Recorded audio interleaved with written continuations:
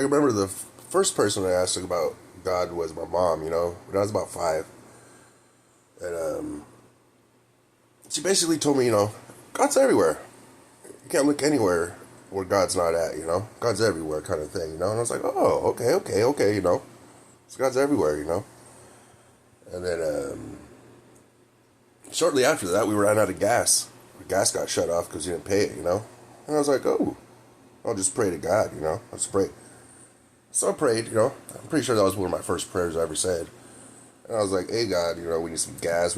We got all this food, we need to cook this food, I want to eat this food. We can't cook it. We need gas, And then after so long, the gas went back on. I don't know if it was days or what, but I realized that, God's everywhere. And God's given us everything on this planet, including the gas, But the fact that we didn't have money to pay for the gas wasn't God's fault. That was us humans' fault for organizing things the way we've organized things, Like God's gifts, we've organized them with money, and that wasn't God's fault, So I stopped praying for stuff like that. Still pray, but never for stuff like God already gave us. I stopped praying for stuff that God already gave us, And then I think I was maybe 10, 11, 12, 10 or 11 or 12, and I was trick-or-treating on my birthday, Went to Grace Temple Pentecostal Church, Christian Pentecostal Church, Grace Temple. And it was on my birthday, It was my uncle's church. Showed up. My brothers, my sister, my mom, And then, once again, it was the second time I learned about God. And they're like, hey, we started going to church. They're like, God's like this and like this and like this, I was like, okay. And then, kind of conflicted with what I was taught by my mom, that God's everywhere, but we got one God, but he's everywhere, One God and God's everywhere. And then at church, I learned that it's the Father, the Son, and the Holy Spirit, and the Holy Spirit's everywhere, and God's somewhere, and Jesus is somewhere. I don't know. Confused me. Then I went schizophrenic and did my search for God again, and kind of started looking everywhere, Looked everywhere. Every single thing on this planet that God created, I looked for God, I searched there. I was like, God's there somewhere, God's there. Come to find out, God's everywhere. God's with us at all moments of life.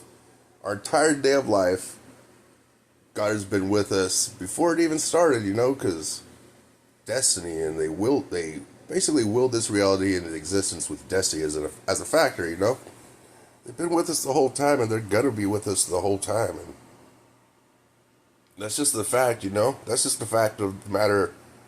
God's with us the whole time.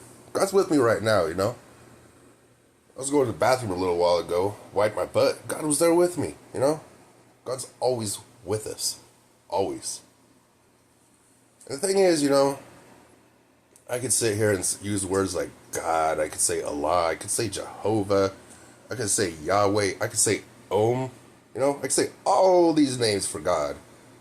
God's gonna hear me every single time, But here's the thing. Unless I correctly speak their name correctly, which is a complete conscious thought of who they are. Consciousness is their language, It's not human. If I speak their name correctly, I'll get a response every time. Every time. So even though God's everywhere, God's always with us, you still got to speak their name correctly if you want a response, If you don't speak their name correctly, you're not going to get a response. They'll hear you. They'll be with you. All this stuff, but you got to speak their name correctly if you want a response. That's about it, And I'm just sitting here waking up thinking about how I learned about who God is, First from my mama, then from the church. Then I searched for God in the wilderness, in nature, And basically all the books, all the maps to God that everybody reads, Everybody that got in contact with God, it wasn't by reading a book in a building, you know. It was by going into God's house, going into nature and searching for God there, you know. And that's kind of where we're at now. That's still the path to God, you know. The path to God in the books, hey, that still works. It's still the path to God. The instinctive science and instinctive education that leads to God, that leads to the divine, hasn't changed. Hasn't changed. In any case, I was sitting here thinking, you know, because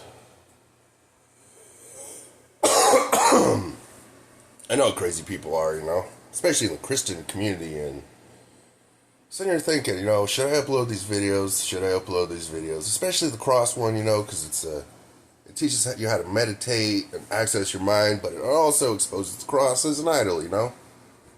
It's like, what should I do? Should I release this video or not, you know? And I think I'm going to release the videos. You know? Because if I don't, then what do I really do with my life, you know? I think it's the threat of, you know, crazy people doing crazy shit for me releasing this video. The fact that I'm going to release this cross video and crazy people are going to do crazy things and say crazy things, you know. If I don't do that, then if I don't expose the cross as an idol, you know, mind stimulating device, then I'll die, you know. Our collective descendants will have to deal with this shit still. For maybe another 2,000 years before somebody else figures it out, you know? If we're even still alive in 2,000 years, you know?